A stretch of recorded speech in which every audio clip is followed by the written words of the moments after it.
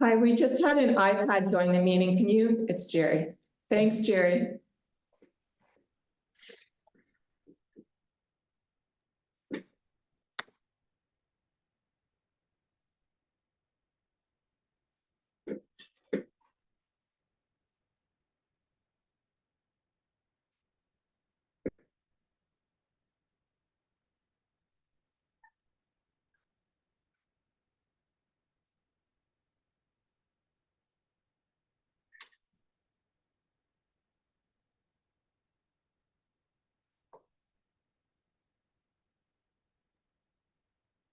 Next is roll call. Lori Baldwin Sands. Present. Frank Bears sends regrets. Jim Herbert. Grant Jones. Here. Sharon McMillan. Present. Jerry Pribble. Present. Todd Noble. Present. Sam Trousseau. Present. And John Wilson is here. Present. Thank you. So we have 8 of the 9 members present. Thank you. Next, we'll do our land acknowledgement. Kettle Creek Conservation Authority wishes to acknowledge the treaty and traditional lands originally occupied by the Indigenous First Nation peoples of the Anishinaabe, Attawandaron, and Haudenosaunee nations. KCCA strives to build meaningful relationships with Indigenous communities and recognizes the importance of respecting these treaties and lands. Thank you, Elizabeth. Next, any opinion and interest, page they're up. Not seeing any, then your indulgence, since auditors are here, we'll go down to the auditors report. Scott and Jeff, the floor is yours. Excellent. Jim. Oh, Jim, so, Jim. I'll introduce him here in the first paragraph. Come on. Okay, so morning, I'm Scott Travers and I'm the senior manager, and this is Jim Frederick, who's partner at Graham Scott Ends. And we've been tasked with auditing the financial statements for December 31st, 2023 for the Kettle Creek Conservation Authority.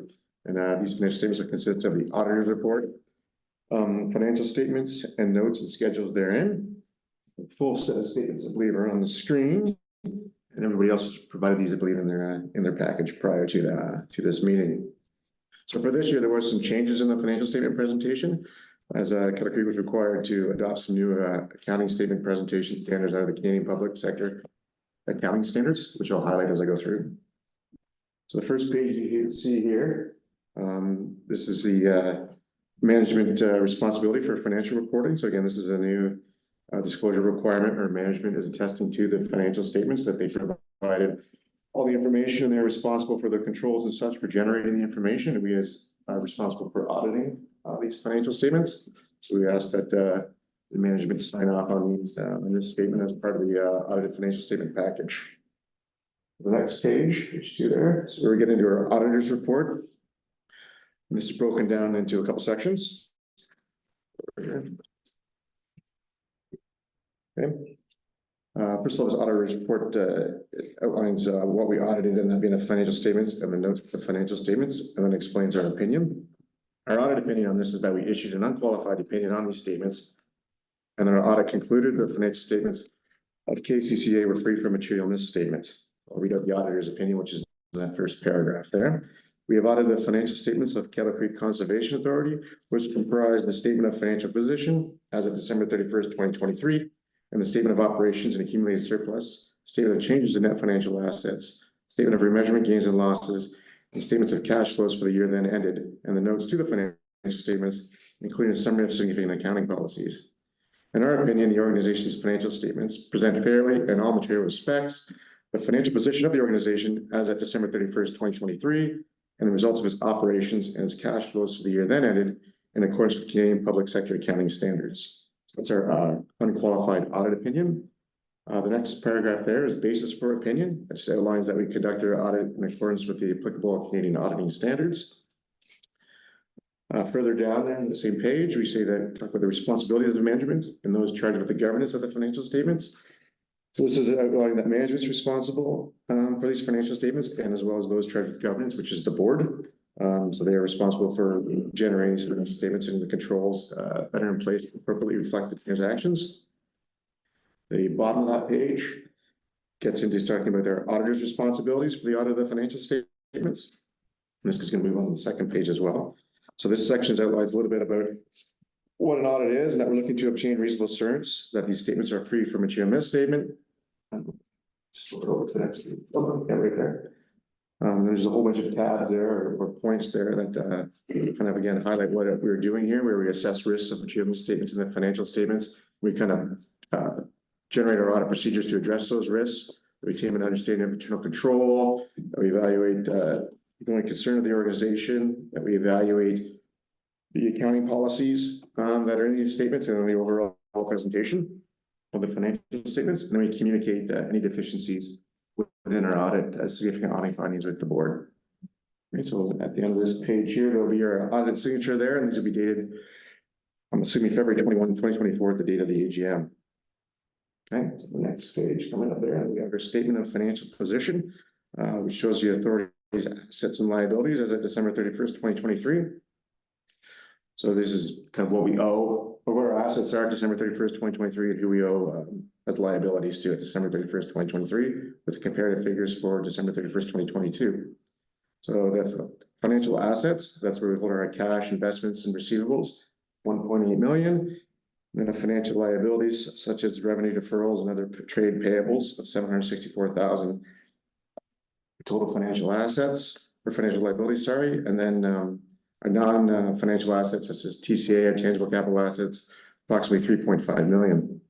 So with the total of these assets in excess of liabilities for accumulated surplus of December 31st, 2023 of 4.6 million. Okay, the next page. Oh, nice. Right here is our statement of operations and accumulated surplus for the full year ending December 31st, 2023. The comparative budget and the December 31st, 2022 figures presented, which outlines the authority's revenues by type, so grants and user fees of approximately 2.9 million, and the expenditures by segments or programs, approximately 2.8 million, showing net financial statement surplus of 69,000. So in this statement, you'll notice at the top of the 2021, so we're getting to the changes that we incorporated in these statements compared to the year before. It says note 1 at the top there, the 2021 column. So this is to note direct the users of the statements for the changes that we incorporated. So if we turn to page 9, which is where no highlight on that, right there, where we see our changes in accounting policies. So we implemented 3 new public sector accounting standards this year. So one is called the PS 1201, so Public Sector 1201, which is financial statement presentation, which incorporates kind of the new remeasurement gain or losses. PS 3280, which is asset retirement obligations, which is to say we have to set up any liabilities of extinguishing or retiring any of our tangible capital assets, which we stated we didn't have any at this time. And then PS 3450, which are financial instrument reporting, which is kind of the main one, where you see some changes in our prior year numbers that were reported. So what we've done there in that long paragraph there is we've removed any capital funding that we had from the prior year numbers on the balance sheet or the statement of financial position, and we move them into revenue. So there's no longer that deferral of deferred capital contributions that would match the TCA that now flows through revenues in the statement of financial, in the statement of operations each year. So that's what that note 1 will explain. It kind of explains the ups and downs on the statements from the prior year. Okay, so I'm not going to go through any more of the full set of financial statements. I'm going to include statement of cash flows, remeasurement gains and losses in the statement of net financial assets. As well, it includes a whole bunch of financial statement schedules and required note disclosures as required to be in conformance with the Canadian Public Sector accounting standards that explain how the organization reports its accounting transactions, otherwise known as significant accounting policies and other notes that further expand on some of the figures presented. So they don't go into too much detail of figures or fluctuations. Should be noted that these statements were reviewed and discussed with management prior to this meeting, and that there are no discrepancies with management from the results and figures previously provided to the board. But the takeaway, I think, from the financial statement presentation is that an unqualified audit opinion was issued and that these financial statements are free from material misstatement. Okay, so that's all I have on the financial statements, and then I believe there was also an audit findings letter in there in your package, which would outline any kind of significant issues we have with our audit, whether it's disagreements with management or issues with internal controls, any kind of risks that we'd like to address, we found during our audit. So just to quickly summarize that, I don't think there's anything noted in that letter that we identify as a significant audit risk or anything we need to inform the board about. So that is what I have for today. If anyone has any questions about it, obviously. Copy that. Yeah, there's a copy of that in the package, correct? Okay, So yeah. thank you for that. Any questions from the board members? It's great to hear that everything's smooth sailing, and we've had some changes internally with regards to finances over the past couple of years, and it's good to see that it's been a smooth transition. Sorry, I do have a question. This is Jerry. Go ahead, Jerry. And I'm just scrolling down my computer, but I did have a question when I went through it, and it was part of the deferred revenues. And I'm scrolling down to it. There was a smaller part, which was the deposits for campground. And then there was one, I think it stated about just under 400 stewardship and other projects. And my question was about the stewardships and other projects. If you can kind of clarify that for me, I'm not sure what that part is about. Which page number? Which page, Jerry? Page number. Is it You page want, 30? it's note of your- 10, page 16, note 10, and it's deferred revenue. And it's altogether 650, campground deposits 283. I do like, even though I didn't ask, I do get that part, but I just was curious, what's the stewardships and other projects for 366? Just if you can give me an example, what would that be? Do you want to elaborate? Yeah, Mr. Chair, to Jerry, I can handle that question. So the stewardship and other projects, the 366, those are our funds that are specifically set aside for projects that haven't been accomplished yet. And it is higher this year because it includes a $200,000 donation for Lake Whitaker that's set aside for a specific project there that hasn't been completed and will be completed in 2024. The deferred campground or the campground deposits, those are all the deposits that we take in at year end from the campgrounds for seasonal campsites. They're the deposits for their 2024 site. So that revenue will come in 2024 when it's realized as well. Thank you very much. No more questions. Okay. Not seeing any further questions. Last one more time, is there any more questions? Seeing none, so we have a recommendation the report on the draft audit financial statements be received and the audit planning and finding letters be executed. Laurie and Todd, all in favor? Sorry, because Oh, we have sorry. members online, I do have to do the roll call. Baldwin Sands. Yes. Herbert, Mike's off. Mike's off, Jim. I acknowledge his thumb. McMillan, Oh, I'm muted. I couldn't change the mute for some reason, but yes, vote for me, yes. thank you. Pribble, Yes. Noble, Yeah. Trusteau, Yes. Wilson, Yes. and Jones. Yes, And that motion passes. thank you very much, guys. Have a great day. Thank you.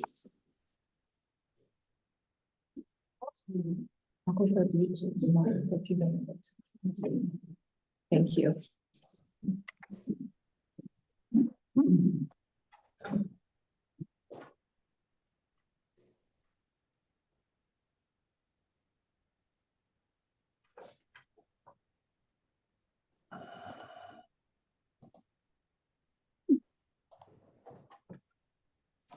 So we have our consultant, Rob Williams from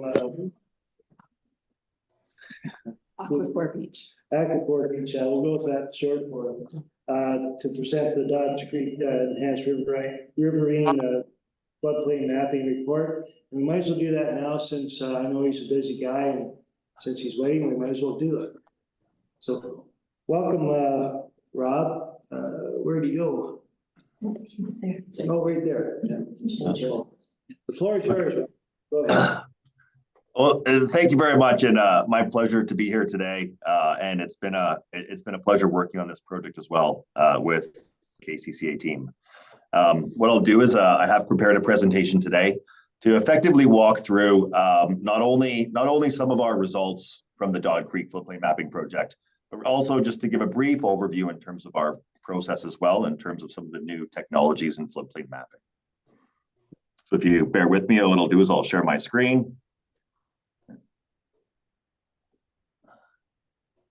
How does that work? Does that pop up? Can everybody see okay? Yeah. Yep, I can see it. We can Great. see it.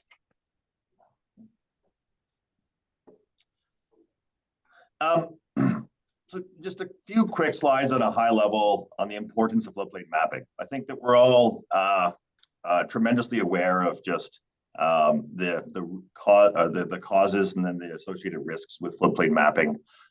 We always look back to one of the more significant floods throughout Southern Ontario, Hurricane Hazel, largely defined as the regulatory flood, which is the flood that we use to define that regulatory limit that really KCCA such as yourselves want to have an understanding of is what will be the limits of the next Hurricane Hazel.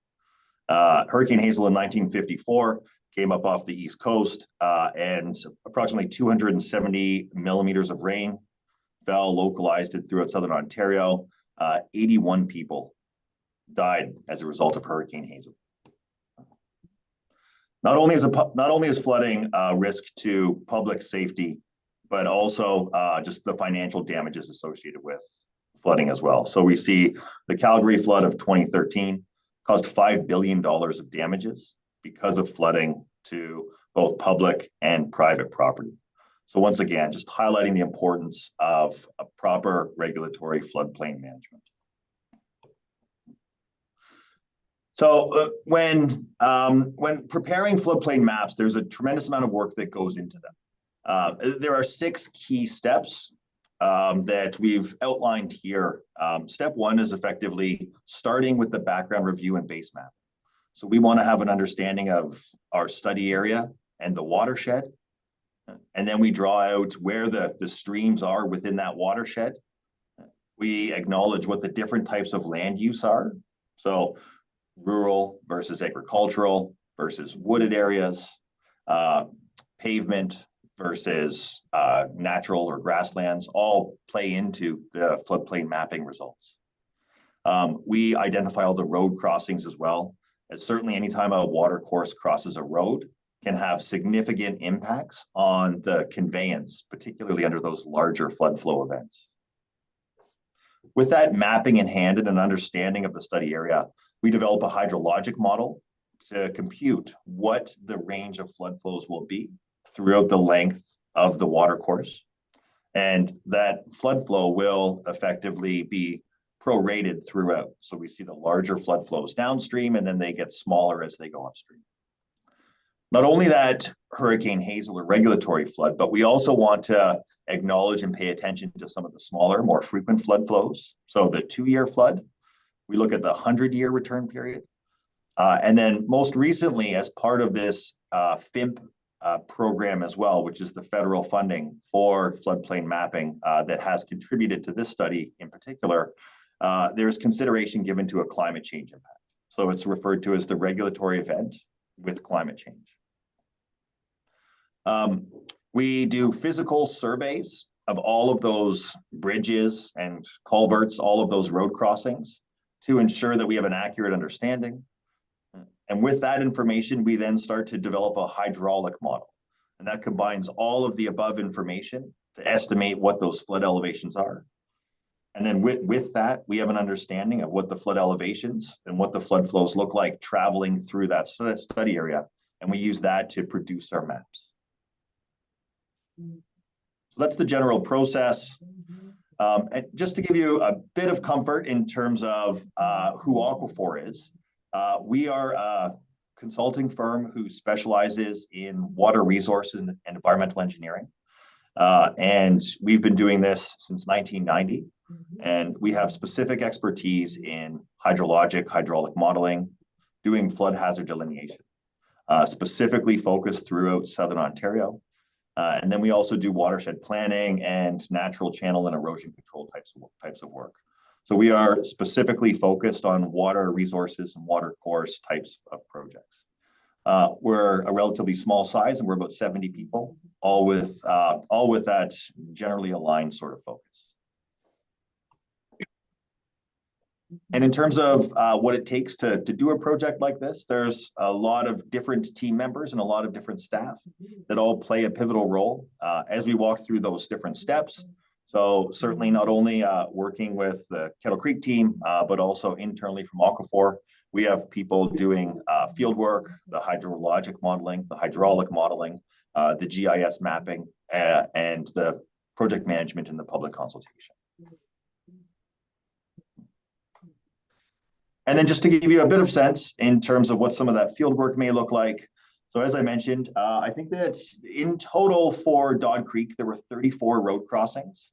So we did physical topographic surveys of not only the road crossings and the structures themselves, but also then in the water course as well.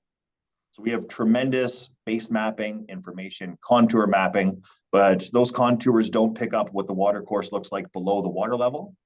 So it's very important to go in there and gain an understanding of what the depths of flow of the water course themselves are. And then we augment the geometry of all the cross sections accordingly. So with the clear understanding of what those road crossings look like, we do the field surveys, and we also document them with what we refer to as a structure inventory sheet.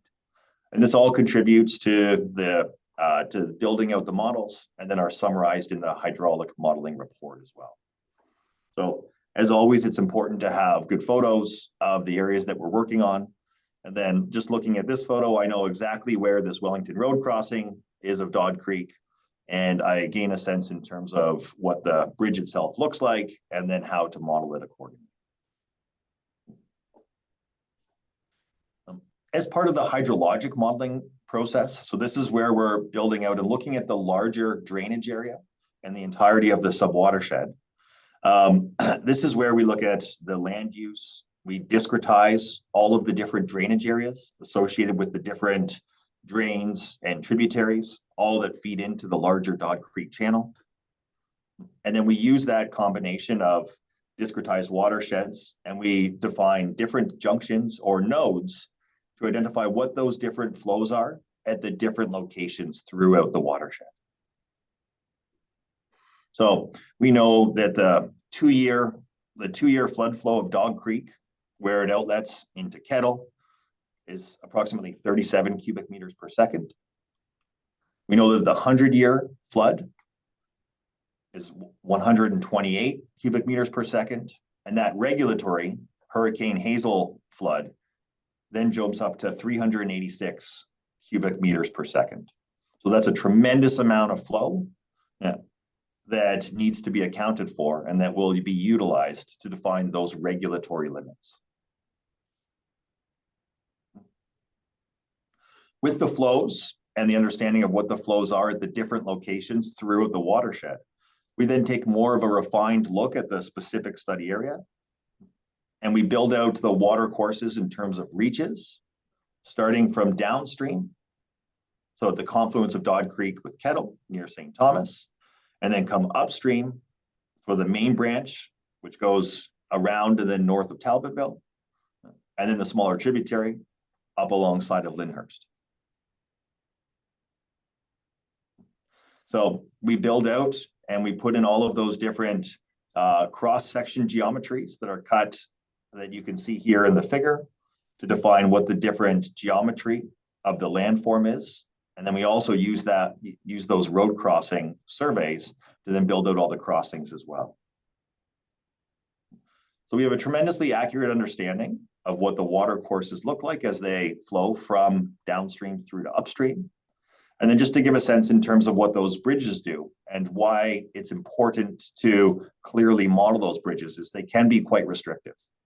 And we see that often within the hydraulic modeling is a lot of the times the water courses will be behaving as you might expect them to, but then can be impacted significantly just because the water courses will effectively need to be funneled through that bridge up until the point that they can overtop the road. So this gives a sense in terms of what building out a water course bridge looks like within the hydraulic model.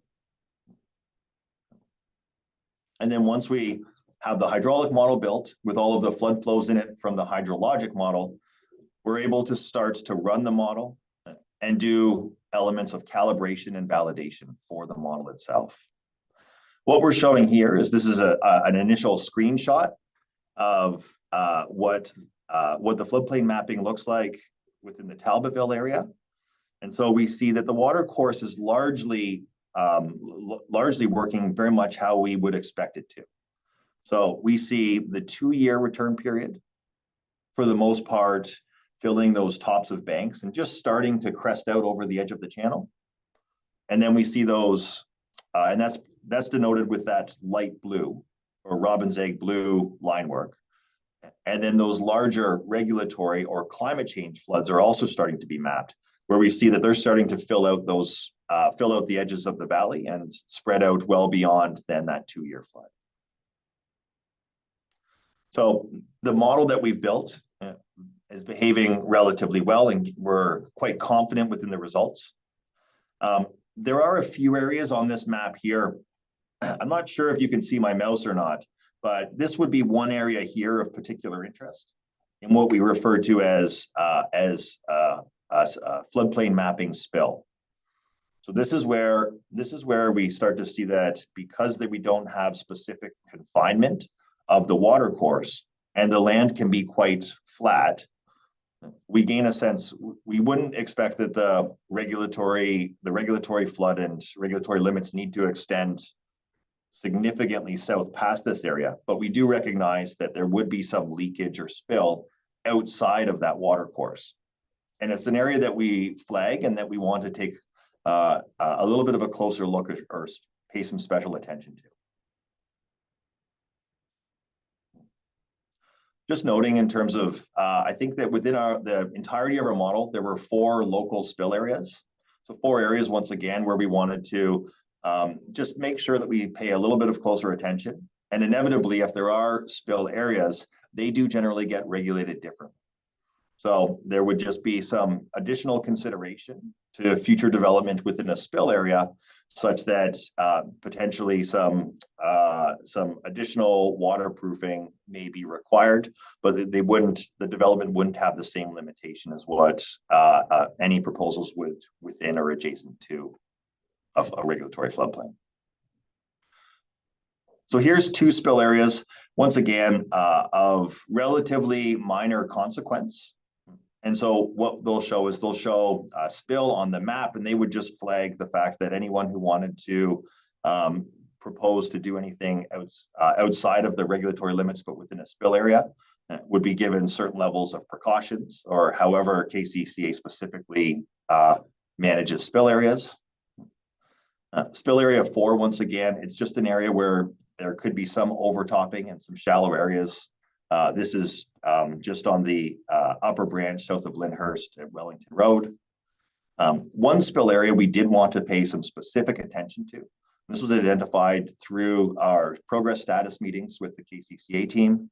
And so this is an area where we're doing some additional model refinement to really gain an understanding of what that spill may look like and improve the regulatory accuracy. This is an area just at Major Line and Ford Drive, where there may be future development interests, particularly. So once again, we want to make sure that we have a high level of confidence in just what the limits will be for regulatory control. Otherwise, what we've been able to do is we've been able to plot that regulatory floodplain. It will be plotted in terms of a series of maps. So we see for the entirety of this watershed, 1,000 to 2,000 maps will be plotted in separate PDFs that have a nice level of overlap, and we'll have upwards of 21 maps that are produced in their entirety for the Dodd Creek watershed. And then just to give an example of ultimately what those floodplain maps will look like. So we can see here, so this is the regulatory mapping, at which point we're showing the 100-year flood flow, the regulatory flood flow with that light green hatch, and then the climate change flood line as well. Once again, the model through here and the results of the model are predicting very much as we would expect. The water course is generally confined within the valley systems, and we're not spilling into the adjacent neighborhoods, which once again is what we would expect. And it's also positive in that fact that we know that some of these neighborhoods are not susceptible or at risk of flooding. So they've been developed based upon previous good floodplain mapping control. Another example map just south of Talbotville Gore Road. Once again, so we see the regulatory limits contained within the confined valley system with minimal risks to the adjacent private properties or residential or commercial structures.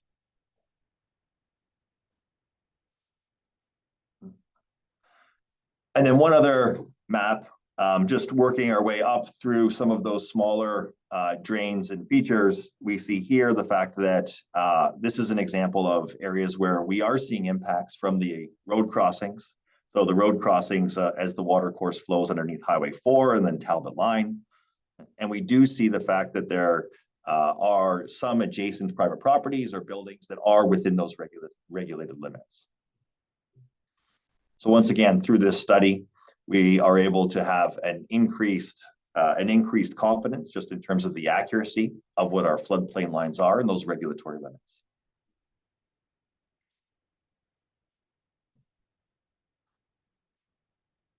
And that's all that we had today for our presentation. But I'd be happy to answer any questions.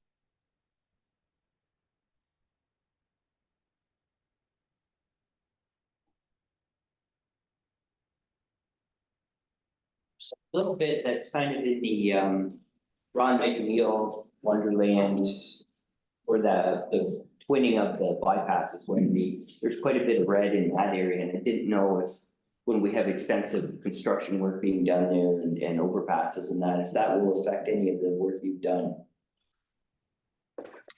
Maybe I could add sort of that, Rob, through you, Mr. Chair, is one thing to note is what Rob has presented today with Aquafor Beach is an update to our current floodplain mapping. So our historical floodplain mapping does show similar flooding in that area. It's just been refined through the efforts of Aquafor Beach through the updated topography and surveys. So through the environmental assessment process, we've identified to the consultants those areas of floodplain mapping. Once this has been approved and finalized, we'll then share this information with them, and they'll have to take that into consideration for their design. And ultimately, through our regulations process, they'll have to make sure they're not negatively impacting like neighbors and things like that through the process. So through that construction, we'll rely heavily on this data and share with those consultants to ensure that it's considered. Okay. Thank you. Any other questions? Well, it's a lot to take in. It's the first time I've actually seen the map. I had never seen the original one, so it's quite interesting to see how it affects the overall topography of the Talbotville area. I'm not seeing any other questions unless there's somebody online that needs to ask a question. Not hearing from anybody. Oh, I'm fine, thanks, Grant. So I think at this point, it's just received for now. So Yeah, Mr. Chair, I just clarify that Rob and his team are working diligently. We do have timelines in terms of our funding to have this report completed by March 1st, but just the way our board meetings fell, this was the most appropriate time to give you a heads up and just give you a progress update of how the project is is going. And we'll bring the final report back to you at a later board meeting for consideration of approval. Okay, there's nothing further. Thanks, Rob, for your presentation. My pleasure. Thank you all. Have a good day. Okay, moving on back to the agenda. Sorry, Mr. Chair, if I could just have a motion that the board receive that update on that report. Todd and John. So moved. Baldwin Sands, Yes. Herbert, Yes. McMillan, Yes. Pribble, Yes. Noble, Yes. Trousseau, Yes. Wilson, and Jones, Yes. and that motion passes. Now we'll move down to minutes of the meeting for January 17th. Any errors or omissions? Seeing Moved by none. Herbert. Moved by Herbert. Yeah. Second, please. Todd? Call the roll. Baldwin Sands, Yes. Herbert, Yes. McMillan, Yes. Pribble, Yes. Noble, Yes. Trousseau, Yes. Wilson, Yes. and Jones, Yes. and that motion passes. Thank you. Next, we have matters arising. We have one information security policy. Want to speak to this, Elizabeth? Sure. Normally at this meeting, we don't bring you any project tracking or media report, that the meetings are pretty stacked and the year is just getting started. But one thing I did want to just advise members of is we are working through our insurance renewal that's coming up for renewal in April of 2024. One of the items is our cyber insurance policy, and we are developing an information security policy that will be done by staff, won't be brought to the board just because of the highly sensitive nature of it. But it is a requirement that we're looking at for our insurance renewal, and it will simply outline in cooperation with our IT service provider, how information technology assets and resources should be used, managed, and protected, as well as what we would do in case of a data breach. So that document, those policies are being developed behind the scenes in cooperation with those two entities. And then we'll be undertaking a comprehensive training program and implementation for our staff as well. So just basically an FYI, those items are being undertaken. Any questions? Question, Mr. Chair. Go ahead, Jim. I see they're recommending training, cyber training.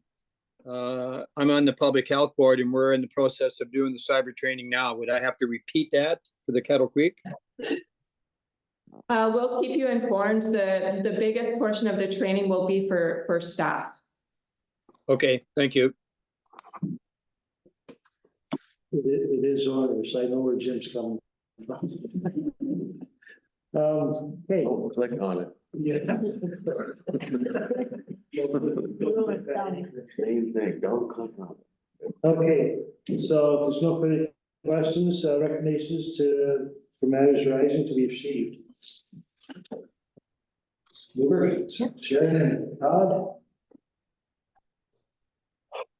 Baldwin Sands, Yes. Herbert, Yes. McMillan, Yes. Pribble, Yes. Noble, Yes. Trousseau, Yes. Wilson, Yes. and Jones, Yes. and that motion passes. Moving down to correspondence, item A, from KCCA to Mr. Smith, Councilor Smith, pretty much. Anything to highlight there, Elizabeth?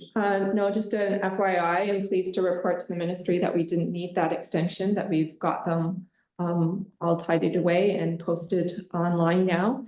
And the only extra piece of correspondence was an invitation to the Catfish Creek General Meeting, which will occur on February 22nd. If any members are interested in going through their capacity here at the board, they can let me know and I can RSVP on their behalf or send you the information, and I'll keep members updated as to other neighboring annual general meetings as the invitations arrive.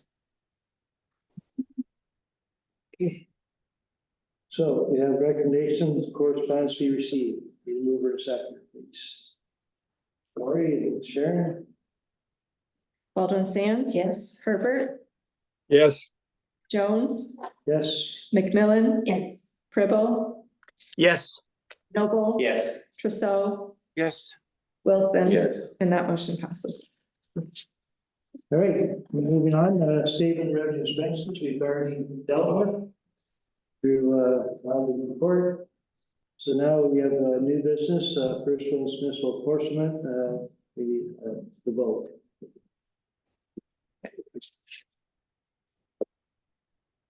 So this vote was to occur at the January meeting, and as members are aware, it was deferred to this meeting. To provide conformity with legislation and regulations governing approval of Conservation Authority apportionments, the proposed year 2024 municipal apportionment was circulated to member municipalities and posted to KCCA's website on November 16th, 2023, in order to provide a minimum 30-day notice of approval on February 7th, 2024. There is an overall increase of $81,688.57 over the 2023 apportionment. A recorded vote will be taken with each member responding either for or against the motion. The motion carries or is lost according to the total of weighted votes assigned to each board member. This weighted vote is based upon the modified current value assessment apportioned to that portion of each municipality within the jurisdiction of the Kettle Creek watershed.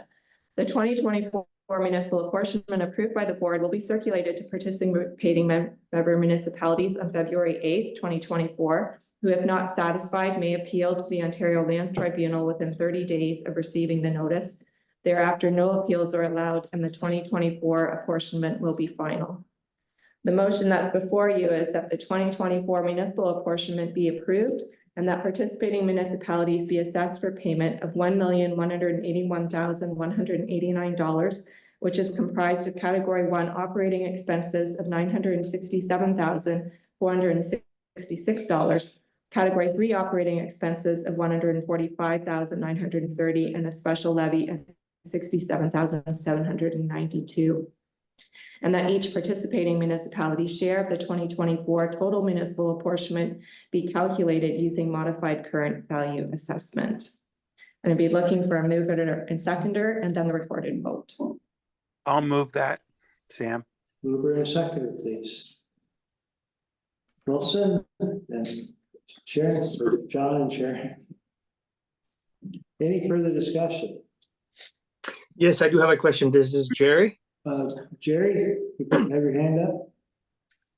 Yes, I do have a question regarding this, these, sorry, can you hear me? You're muted, Jerry. I'm not muted. Can you hear me? No, still can't hear you. I'm not muted. You are muted, Jerry, on the same. You have to go to the top of the page. Jim's unmuted. Jim's Go talking to to- the, click to the I'm top not- of the page and you'll be able to unmute yourself. Sorry, guys, we're having some audio problems. I'm not We muted, don't hear guys. either of you. Jerry, click on the screen Just a and go to the second. top of this page and you'll Yeah, see he's that you're looking through muted. I can, When Jared was talking, he was unmuted at first. Just a minute. Are you still muted, Jerry? Okay, so Jessica says she can hear Jerry. I'm just gonna move. Just a comment for Jerry from Jim here. If you click on your screen, it opens up an agenda at the top of the page and you can click. You have to unmute yourself. See at the top of the screen, it says mute or unmute. You're probably muted there. It's okay. I'm not muted, but it's okay. Are you clicking on your screen? Just tap your screen and the We're just menu gonna comes pause open for a at the second, top of the guys. We screen. can't hear any of you, so we're trying to figure out what's going on. No, I didn't. That was me. Okay, just mute us.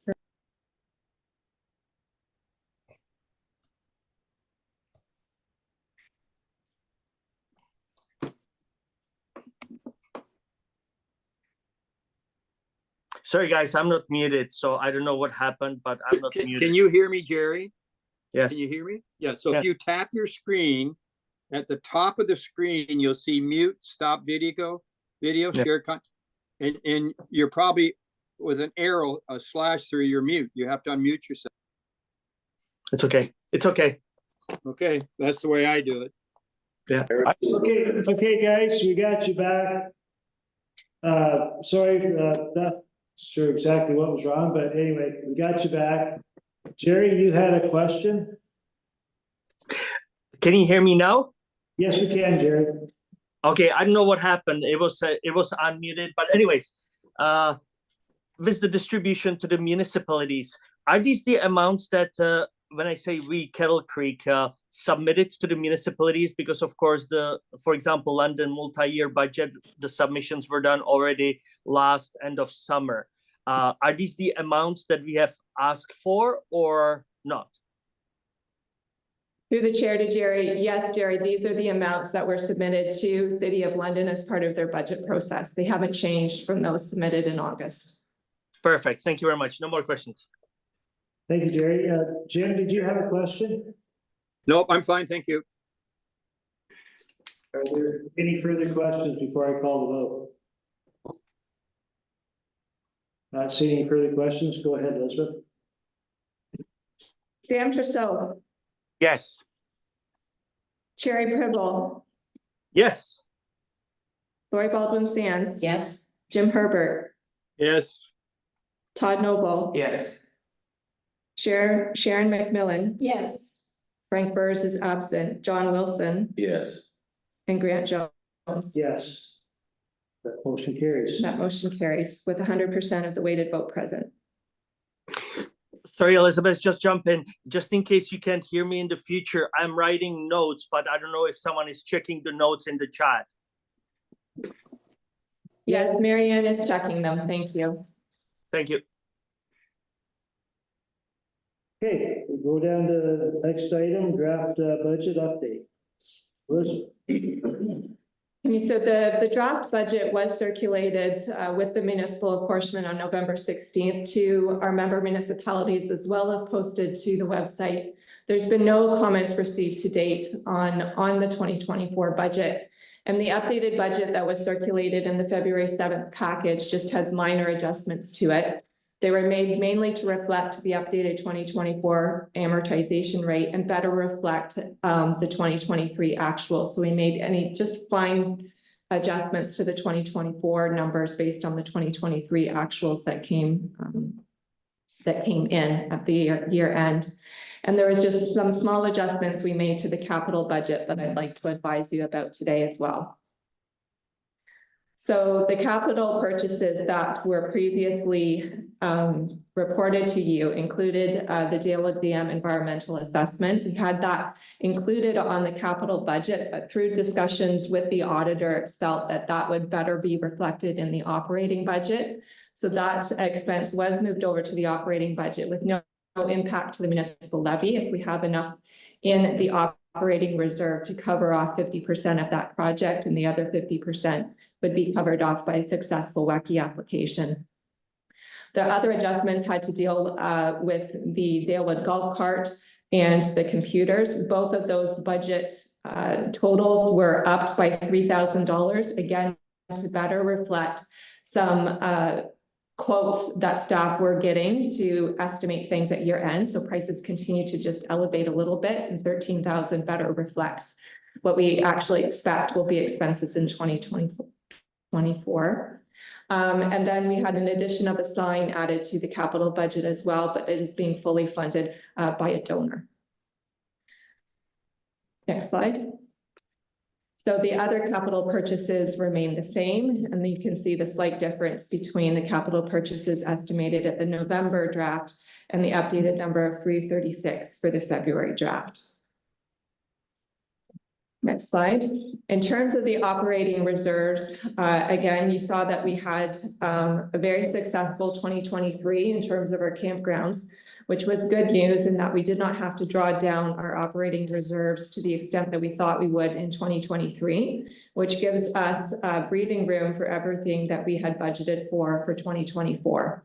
So you can see on this screen the projections for the drawdowns to each reserves for 2024 for a total reserve drawdown in the operating of 128,260. Just to briefly highlight what is required here, the Water Management Reserve, the $10,000 withdrawal there is to cover off the remaining portion of the floodplain mapping that will be expensed in 2024. And again, because of our successful year in 2023, we didn't draw down as much as we expected in 2023. Marianne, if you can just keep clicking, the notes will come up for each. The Stewardship Reserve drawdown, again, is a pretty standard reserve drawdown on a yearly basis that we estimate for in terms of stewardship projects that we want to undertake with the Kettle Creek Clean Water Program. The tree planting reserve drawdown, $39,000 expected to be pulled out of that reserve to help balance the tree planting program. The legal reserve is pretty standard. The Carolinian Forest Festival Reserve, again, that specific reserve that we hold for that festival, and the $2,000 that they're bringing over from the reserves was their excess that they had from 2023. The wage subsidy reserve, you can see a drawdown of $42,000 there. That's to help out with contract staff and portions that we expect to fundraise for. And if those funders fell through, then that's what we would be expected to pull from reserves. And the $17,000 from the operating reserve is what I explained is the 50% portion for the environmental assessment of the Dale Dam.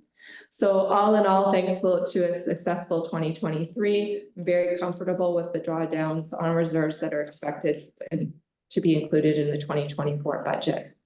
Last slide.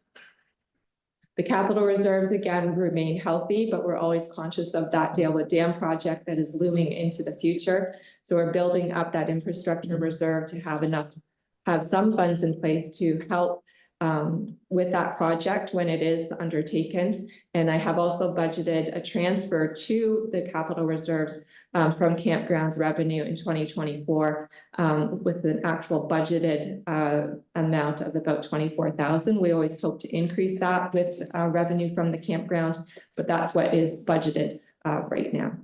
So overall, I think it's a very well-rounded 2024 budget that is mindful of keeping our reserves at a healthy, sustainable level, but also getting the stuff down on the ground that we want.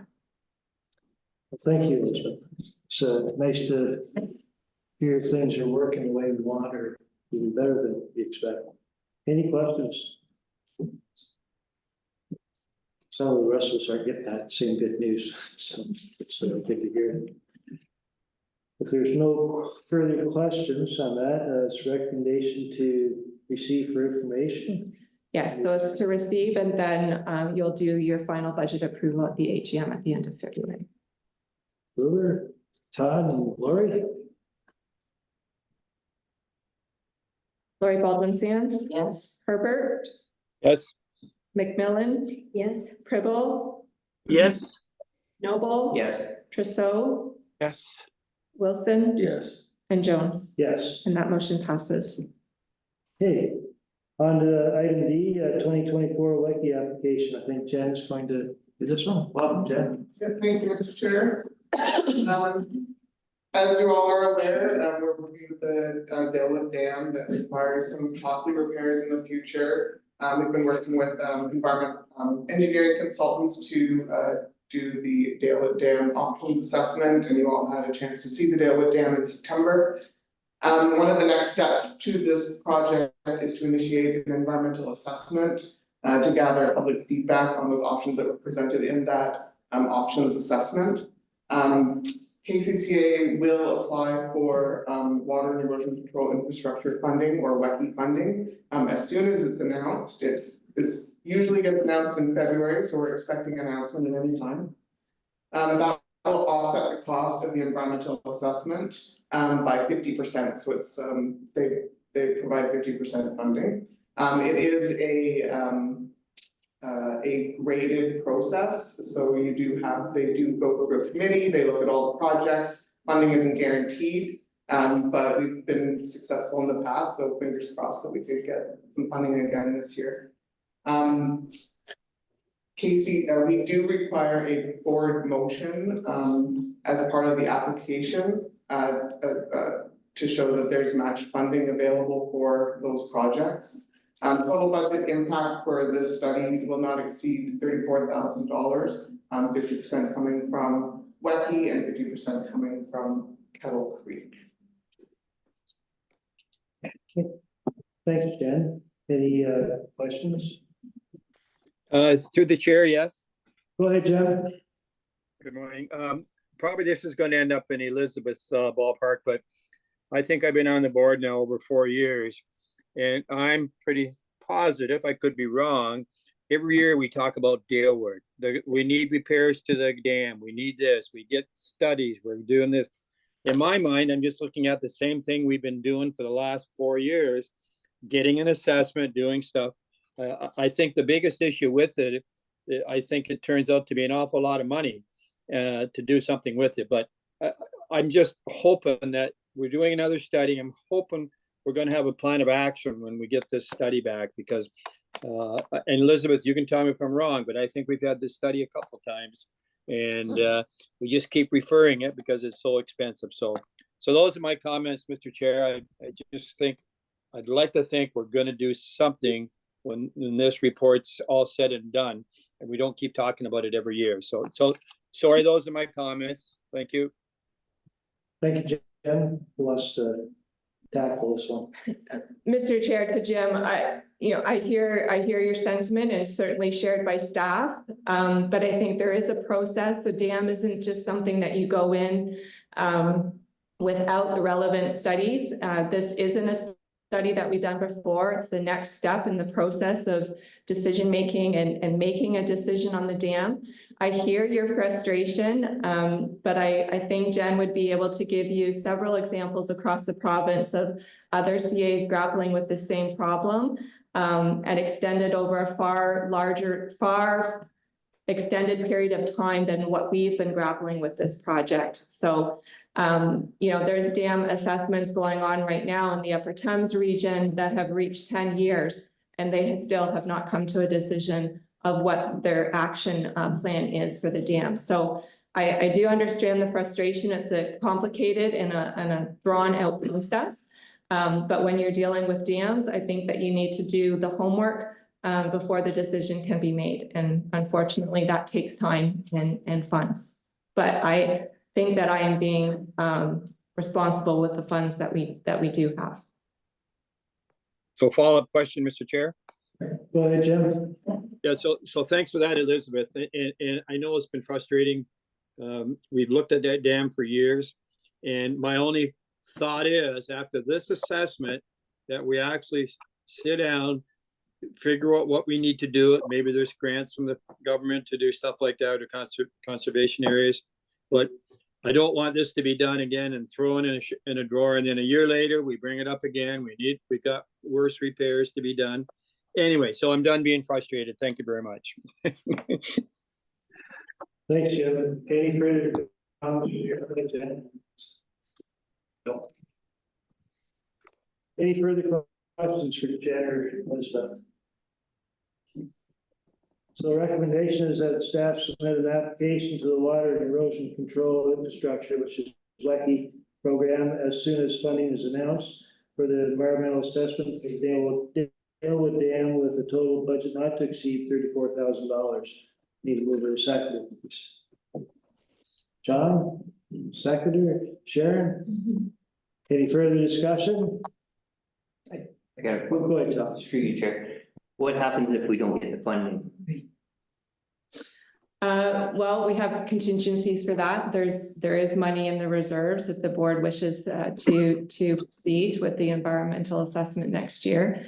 The other thing that we have in the works is WECI was underspent this year.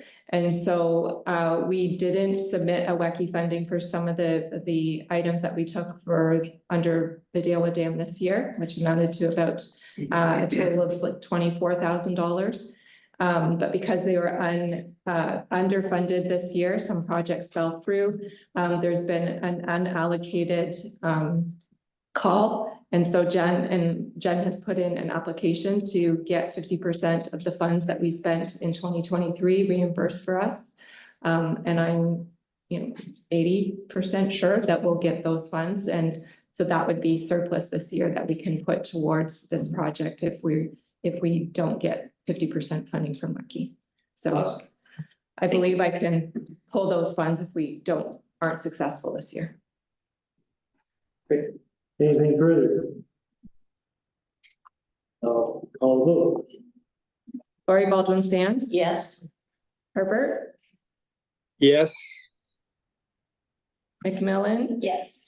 Cribble, Yes. Noble. Yes. Trousseau, Yes. Wilson. Yes. And Jones. Yes. And that motion passes. Okay, final report, planning regulations from Joe. Thank you, Mr. Chair. Just looking for receipt of the advanced staff report on permits and Planning Act review since our last meeting. I will just highlight one slight change that you may see in these reports now. 3 of the permits issued in this current report have a D at the end of it. That's a result of, if you recall, I guess it was almost a year ago when we were looking at fees, we adopted the DART protocol form. So that's the Drainage Act review team as it required Section 28 permits. So we're starting to see the results of those changes now. So on this one, all the permits that have a D after it are actual permits we've issued for works under the Drainage Act. So just for clarification, when you see those, I think what we will see is it'll start to increase our stats a little bit about how many permits we issue in a year, because before we were following an older process. So this is the first one you've seen with that slight revision, but we're just looking for a motion to receive. Any questions? Actually, it'll give us a better understanding of all the work that's going on behind the scenes. Correct. I think that's always a good thing. Okay, if there's no questions, recommendations to receive the report. Lori? Todd? Call the vote, please. Baldwin Sands. Yes. Herbert, Yes. Jones, Yes. McMillan, Yes. Cribble, Yes. Noble. Yes. Trousseau, Yes. Wilson. Yes. And that motion passes. Thank you. So motion to go to closed session, for closed session meeting minutes, legal matter, under item B, another legal matter under item C, and D, a personnel matter.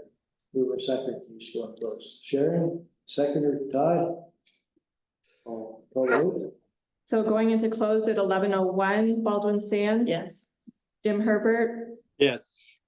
McMillan. Yes. Cribble, Yes. Noble. Yes. Trousseau, Yes. Wilson. Yes. And Jones. Yes. Motion carries.